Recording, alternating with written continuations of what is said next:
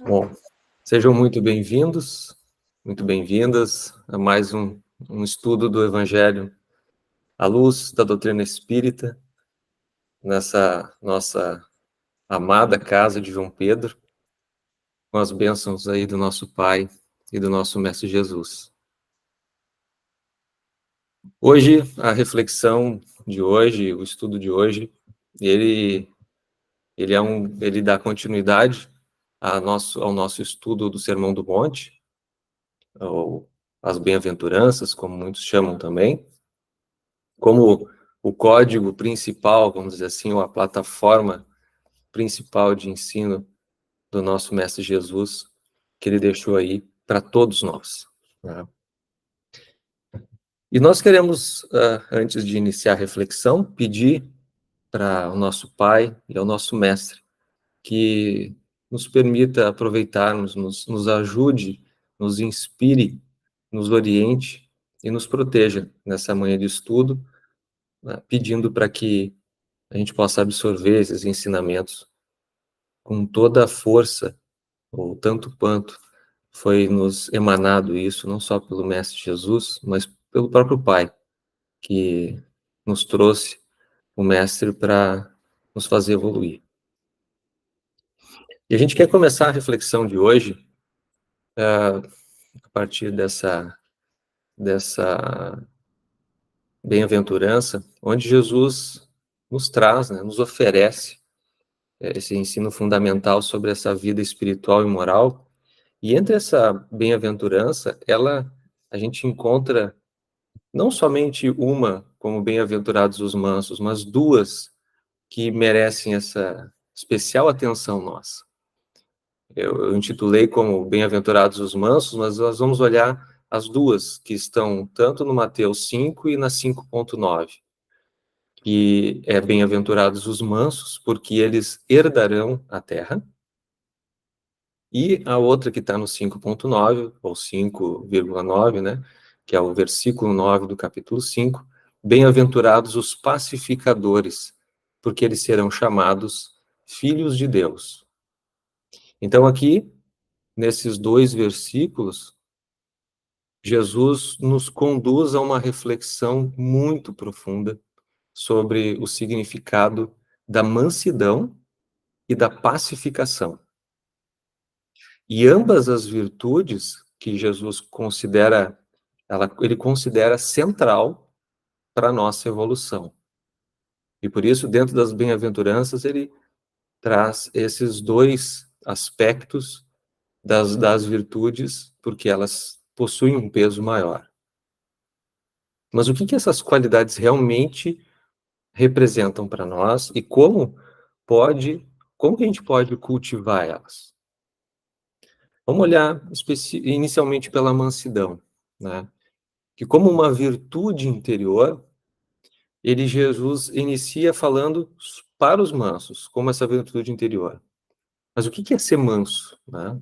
A gente, ao longo do tempo, vem ressignificando vários termos aqui, e um dos objetos do nosso estudo é o significado das palavras, não só das palavras que eram ditas por Jesus naquele contexto, mas naquela cultura, mas também as que nós possuímos hoje e que mesmo hoje nós vamos ressignificando elas ao longo do tempo, de acordo com as nossas manifestações culturais e daquilo que predomina na nossa cultura, né? Então, o que é ser manso? No contexto espiritual que Jesus vem nos aproximar de Deus, desse reino de Deus, a mansidão, ela vai além da passividade. Então, hoje, no nosso contexto social, onde a violência ainda é predominante, ela é muito associada à passividade. Ou seja, aquele que ele aceita tudo, né? O manso é aquele que aceita tudo.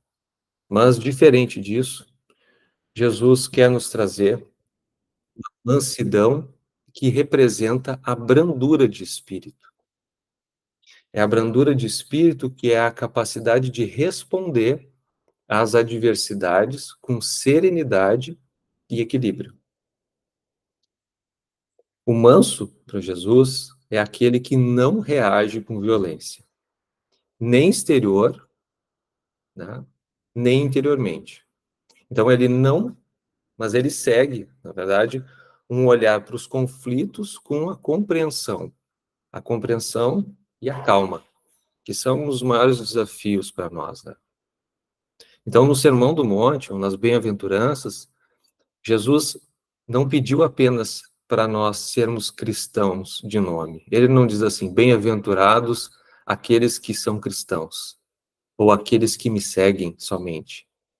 Mas ele nos convidou para que adotemos virtudes, para sermos dotados de virtudes. E entre elas, entre essas virtudes, ele nos pede a mansidão.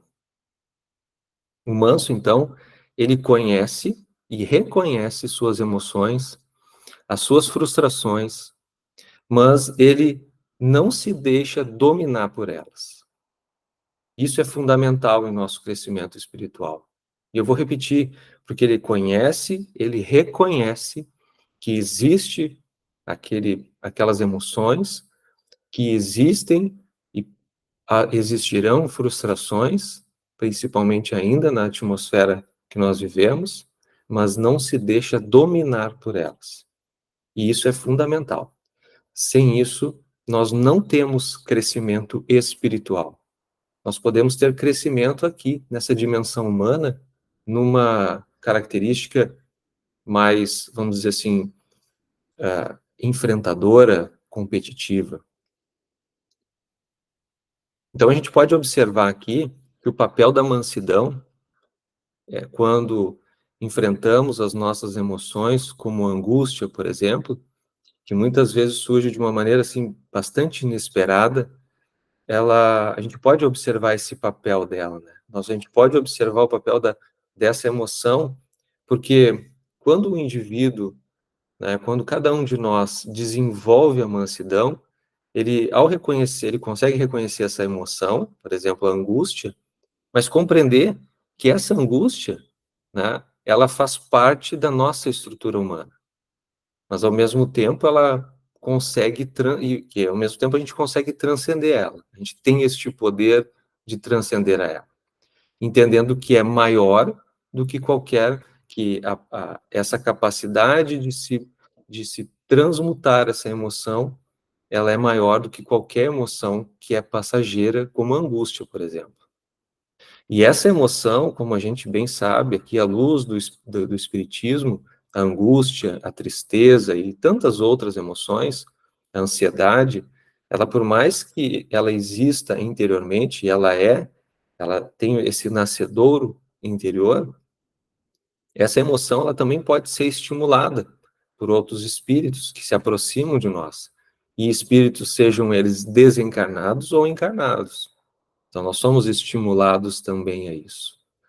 Mas aqui nós precisaríamos avançar em outros aspectos da interação entre essas duas dimensões da vida, e como a associação e a sintonia, por exemplo, mas esse não é o nosso propósito hoje, tá? Mas sim, é importante observar e a gente, mais esse fator para que a gente não alimente, não só aquilo que nasce dentro de nós, mas também pode ser estimulados em nós ainda mais, porque esses irmãos encarnados ou desencarnados, eles apenas estimulam aquilo que tem dentro de nós. Então, de qualquer forma, reconhecer as emoções e os sentimentos é o primeiro passo para a gente compreender o impacto na nossa capacidade de nos tornarmos mansos, como diz Jesus, ou seja, pacificados internamente. Em resumo, nós poderíamos assim dizer que o caminho para a mansuetude, ele exige de nós uma vontade firme, e a palavra é essa, é vontade firme em nos reconhecermos, aprendermos a nos sentirmos, compreendendo e transformando todos aqueles gatilhos mentais e emocionais da nossa história, que vão estimulando a nos permanecermos nessa atmosfera de violência. porque é isso que muitos querem, que nós permaneçamos nessa atmosfera de violência. E ser manso é escolher pela não violência, de coração, sempre. E sendo uma escolha, é algo que parte de nós. Bom, mas se numa primeira instância nós precisamos conquistar a mansuetude, né, é porque o próximo estágio dessa evolução que a gente precisa buscar nos pede que sejamos pacificadores. E essa é uma nova dimensão do comportamento. Então, Jesus inicia dizendo que bem-aventurados são os mansos, porque eles herdarão a terra. Mas ele complementa, lá na sequência, 2 versículos depois, que ele diz que os bem-aventurados são os pacificadores, porque serão chamados filhos de Deus.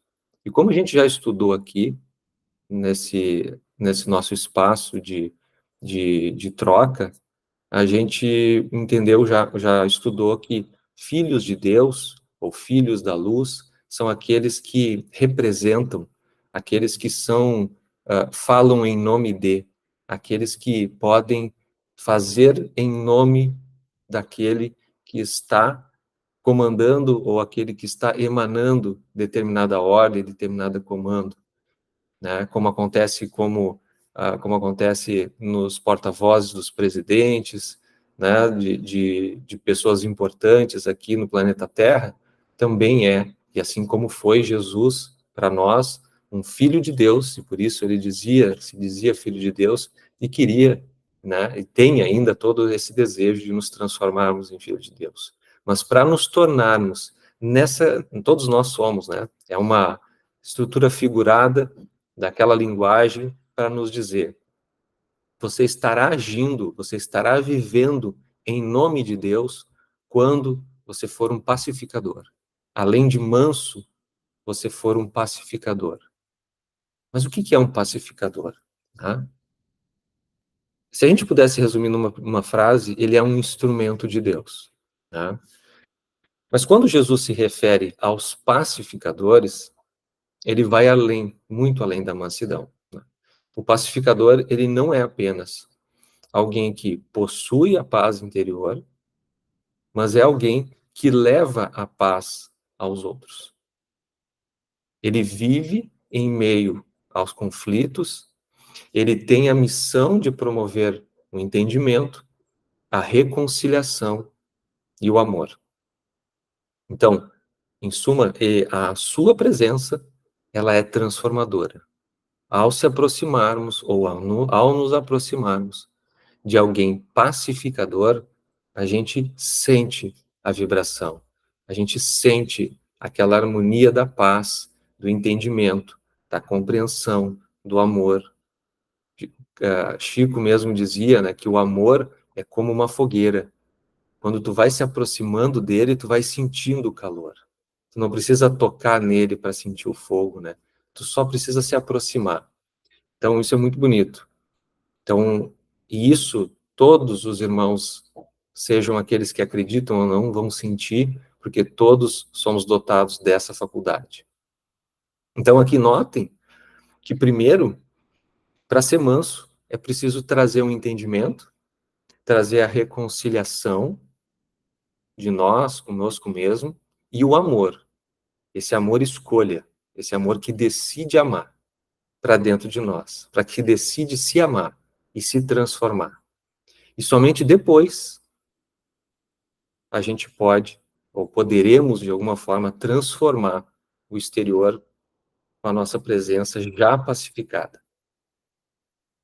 Portanto, a evolução, meus irmãos, ela nos demanda coerência. E essa é uma palavra-chave para nós. A palavra-chave para a evolução espiritual, para a evolução de uma maneira geral, mas predominantemente na espiritual, é uma profunda coerência. E ela demanda, ela exige. Sempre que nós formos incoerentes externamente com o nosso interno, com o que temos internamente, nós não seremos ouvidos, nós não seremos compreendidos. Pois cada um de nós que for agir de forma incoerente, não teremos autoridade sobre o que estivermos dizendo ou fazendo. Vocês talvez possam ter presenciado, quem trabalha espiritualmente, ou mesmo quando assistiu The Chosen, por exemplo, né, que é um seriado que dá na TV, no Netflix, que mostra Jesus fazendo os milagres, mas principalmente quando ele afasta aqueles que ele chamava de endemoniados, que na verdade são espíritos obsessores, ele simplesmente dizia, sai. O que é isso? Isso é autoridade, gente. Isso é autoridade. E autoridade não tem nada a ver com um poder de coerção, um poder de agressão, mas simplesmente uma presença que emana essa paz, que quem está numa outra energia, na energia da violência e do ódio, não consegue aguentar, não consegue se sentir parado, bem na frente de quem tem essa paz, a menos que ele esteja decidido em se transformar. Então, é nesse sentido que toda autoridade ela demanda a disciplina de querer promover a coerência na sua vida. Então, a gente pode trazer aqui um exemplo clássico de um pacificador, né, que foi Mahatma Gandhi. Talvez muitos de vocês conheçam já essa história, mas ela vale ser repetida inúmeras vezes, porque, assim como os espíritos dizem para nós no livro dos Espíritos que a lei de Deus está na nossa consciência e que eles falam isso porque precisam nos relembrar, acho que essas histórias positivas, essas histórias que nos ensinam, vale a pena ser repetidas, né? Mas Gandhi, né, que lutava pela liberdade e pela dignidade humana na Índia, em relação à, à subjugação da Inglaterra naquela época, ele promoveu a paz em meio à violência, ou seja, ele era um pacificador. E teve um episódio marcante na vida dele que exemplifica bem isso. Ele foi agredido por um soldado inglês ao caminhar junto com alguns dos seus seguidores numa calçada na Índia, e, e ao ser agredido, ele foi agredido mais de uma vez, caiu, levantou, sem revidar de maneira alguma, olhando de maneira mansa para aquele soldado. E ao repetir esse gesto, né, o soldado ficou impressionado. O soldado ficou impressionado, mas ele disse assim, ele provocou, né, o Gandhi e diz, quem te ensinou a ser tão covarde dessa forma? Depois de ser agredido duas vezes, levantar e não o agredir. E aí ele apontou para o crucifixo que o soldado carregava no peito e disse, esse homem aí que tu carrega no peito. Ou seja, a paz interior que o Gandhi tinha, né, que ele emanava do coração dele, foi direto para o coração do soldado naquele momento. Foi onde ele encontrou uma brecha para conectar. E o soldado cristão se deu conta. E nesse momento, a pacificação dele tocou, a pacificação interna tocou o coração desse soldado, que caiu em choro, caiu em lágrimas, desesperado. E ao longo da caminhada até a Gandhi morrer, ser assassinado, esse soldado começou a ajudar ajudou ele ao longo dessa caminhada. Ou seja, essa foi uma profunda, né, expressão de força espiritual de Gandhi que impactou, né, e que, dessa forma, ele sempre atribuiu essa força interior à influência do próprio Jesus Cristo, porque em outro momento também ele foi questionado por jornalistas ingleses, jornalistas americanos, sobre como poderia de alguma forma o cristianismo se expandir no Oriente de uma maneira geral, e principalmente na Índia, né? E aí ele disse, o cristianismo só se expandiria fora do Ocidente ou no Oriente se todos os cristãos praticassem ou vivessem como Jesus Cristo, né? Então ele era um grande exemplo e ele usava não só o Bhagavad Gita, que é um dos temas centrais, um poema central que fala da conversa de Deus com um guerreiro, de um guerreiro com Deus, mas ele adotava também, e por isso esse exemplo aqui, ele adotava como conduta de vida esses dois textos, o Bhagavad Gita, e também ele adotou as bem-aventuranças, principalmente essa, da pacificação. Então, Gandhi foi um exemplo vivo para nós, né, de alguém que entendeu o que é ser um pacificador. E que a gente aí está bastante distante disso. Mas a gente precisa começar a compreender isso, né? Então, a sua serenidade diante da agressão que ele recebeu, a capacidade dele de transformar o ambiente ao seu redor, através da paz interior que já existia, ecoava os ensinamentos do Jesus, sem falar no Cristo de maneira demasiada ou ficar fazendo proselitismo em nome de Jesus. Ele agia com a paz. E isso é ecoar os ensinamentos de Jesus. Então, o pacificador é aquele que, em meio à violência, ele age com brandura, mostrando que a paz é uma escolha, assim como o amor é uma escolha. Então, quando escolhemos a paz, nós escolhemos dar a outra face, como dizia Jesus, ou como nos pedia Jesus, né? O que é essa outra face? Não é dar o outro lado do rosto, né? Bateu no direito, dá o esquerdo. Mas é dar a face do amor que existe dentro de nós, se assim nós escolhermos. Dar a face da paz, que compreendendo que quando o nosso irmão estiver subjugado pela violência, pelo ódio, pela desesperança, ele está doente. Ele está doente. E não existe remédio, gente. Não existe um remédio mais eficaz que a paz, a compreensão e o afeto regenerador do amor fraterno. Eu vou repetir: não existe remédio mais eficaz que a paz, a compreensão e o afeto regenerador do amor fraterno. Do amor que escolhe se sacrificar e se doar por aquele que está doente. Mas quando a gente vai olhar para a doutrina espírita, a gente encontra, no Emmanuel principalmente, uma forte reflexão sobre essas virtudes. E é importante a gente olhar também o que tem na nossa doutrina para a gente poder refletir junto. E tem uns textos maravilhosos, né?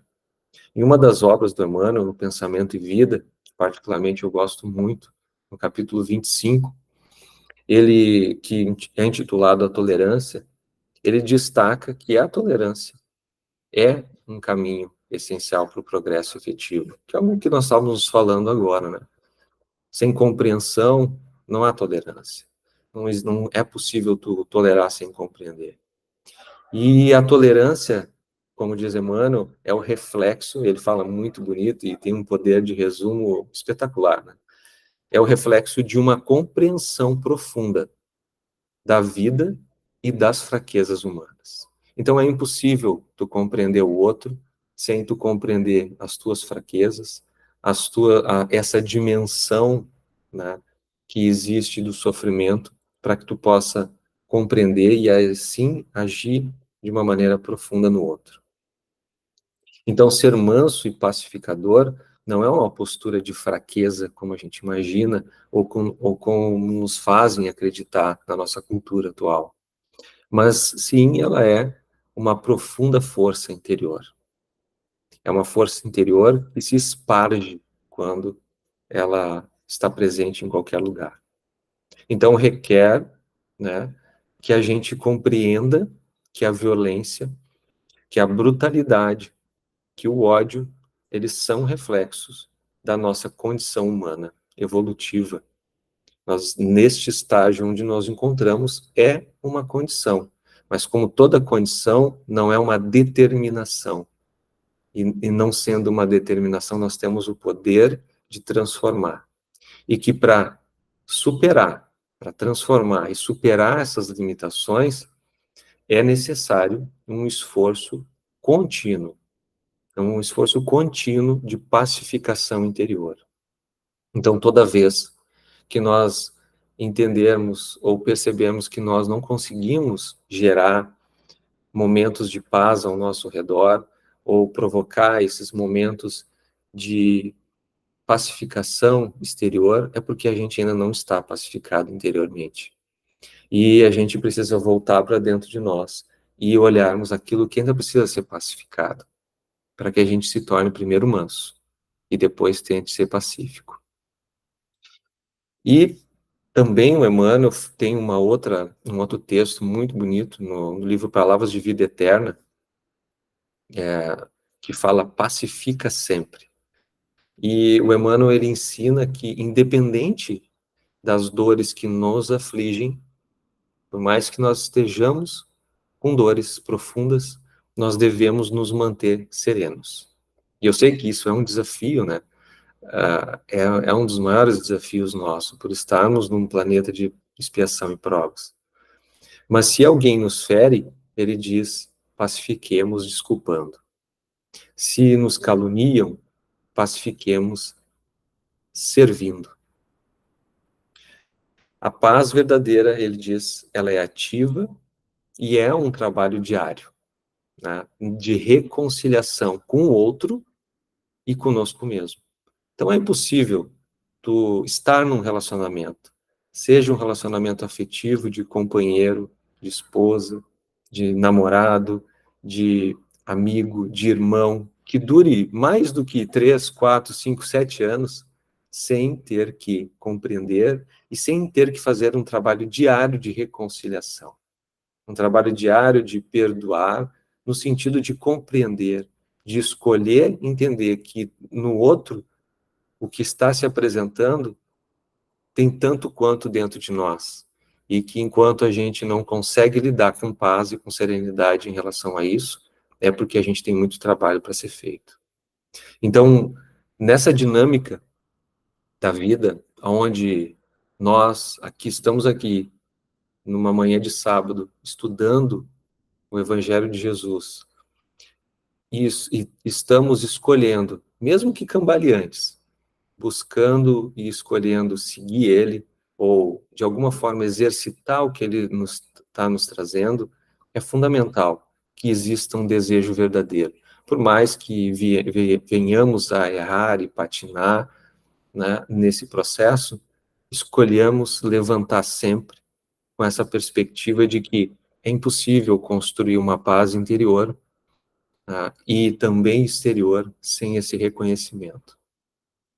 Então, a partir dessas reflexões que nós trouxemos hoje, acho que nós podemos compreender, né, e perceber, principalmente, que essa paz exterior é uma consequência da nossa paz interior.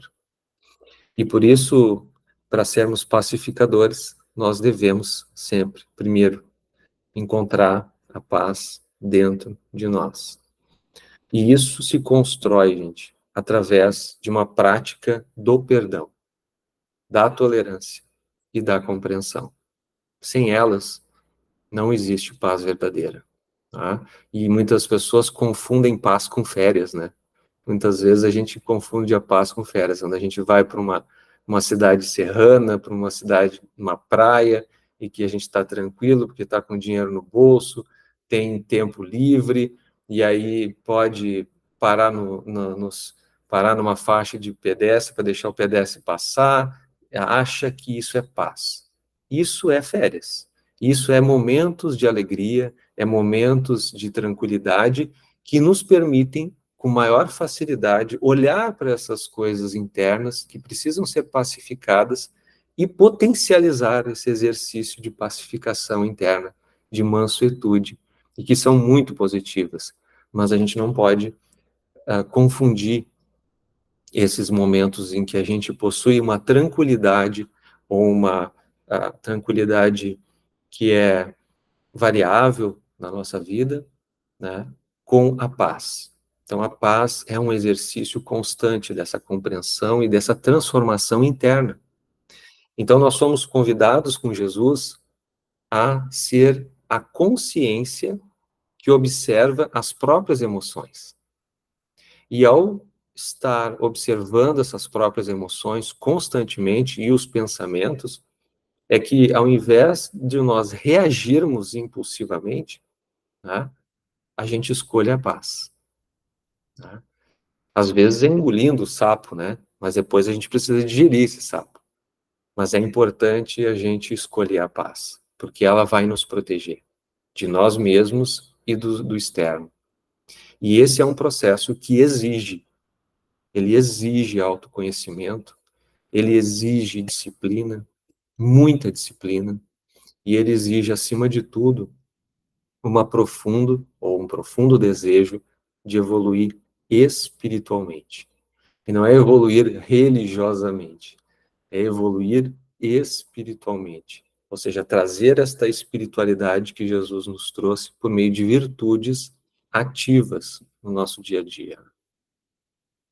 Então, nós podemos concluir que, à luz dos ensinamentos de Jesus e da própria doutrina espírita, dessa abençoada doutrina espírita que vem nos explicar muito, né, do que Jesus veio nos trazer, nós podemos perceber que a paz começa em cada um de nós e que a mansidão e a pacificação são virtudes que precisamos cultivar em nossa jornada espiritual.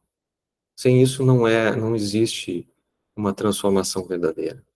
E nós seremos assim verdadeiramente bem-aventurados, como dizia Jesus, quando conseguimos viver essa paz ou viver em paz nesses processos de pacificação com as nossas emoções e ao estarmos assim melhores, irradiarmos essa paz ao nosso redor.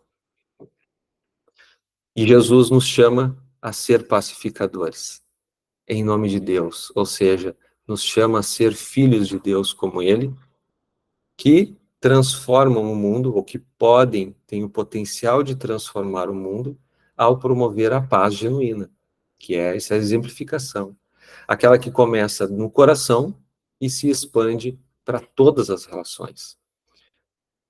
Que nós possamos seguir esse chamado, meus irmãos, com confiança e determinação.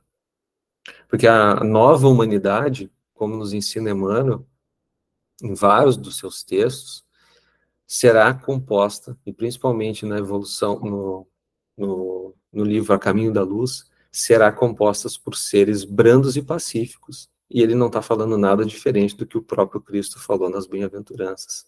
Então, a Terra, ela foi projetada para ter seres brandos e pacíficos, apenas. Aqueles que não forem serão chamados para outras escolas. E esse planeta, essa humanidade composta por seres brandos e pacíficos, né, que caminham rumo à verdadeira fraternidade, estão construindo um novo futuro e que cada um de nós vai ser parte ativa dessa transformação nesse futuro. Então eu peço e eu rogo nessa breve reflexão que eu fiz hoje aqui, que nós trouxemos para vocês, para a gente poder olhar um pouco de uma maneira diferente para essas bem-aventuranças, eu peço que o nosso Pai e o nosso Mestre Jesus nos oriente e nos fortaleça nessa caminhada pela pacificação do nosso mundo interno, para que a gente possa verdadeiramente pacificar esse mundo externo que está aí nos demandando muito, muito, muito, muita coisa diferente do que a pacificação. É isso, meus irmãos.